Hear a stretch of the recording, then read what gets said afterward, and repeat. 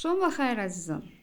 Ошхонаро беоташдон ба дудкаши он тасаввур кардан номумкин аст, вале тоза нигоҳ доштани он кори начандон осон аст ва ман барои ин кор аз флизелин истифода мекунам. Биед ҳозир бубинем дохили дудкашро. Ман махсус ин дафъа як қисми онро аз коғази флизелин печонидам ва як қисмашро мондам, то шумо бифаҳмед ки чӣ қадар фоида дорад.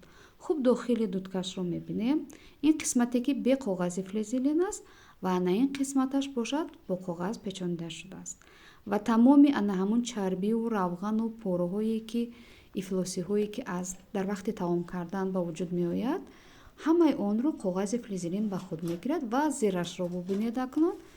Зераш тоза меистад, яъне танҳо як тоза мекунему халос. ин тарафе ки бубинед бе коғаз буд чӣ қадар равғану чарбӣ дорад, ин тарафаш тоза аст. танҳо як бори дигар онро тоза мекунам ва дубора коғази флизелин мекашам ва то тақрибан як 5-6 моҳ як бор коғазро иваз мекунему тамом.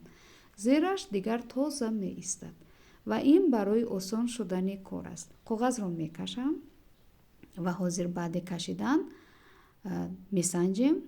Дудкаш хеле хуб кор мекунад, яъне флизелин ҳаворо нағз мегузаронад ва ягон монеае дар кори дудкаш эҷод намекунад. Дудкаш ҳамон хеле кор мекунад, ҳамон қадар кор мекунад, танҳо тамоми равғану ифлосӣ дар коғаз мемонад ва кори мо осон мешавад. хуб дӯстони азизам, ин бахши хонадорӣ буд. То видеои дигар, дастури таомҳои дигар, худованд нигаҳбони мову шумо. Шаб бахайр.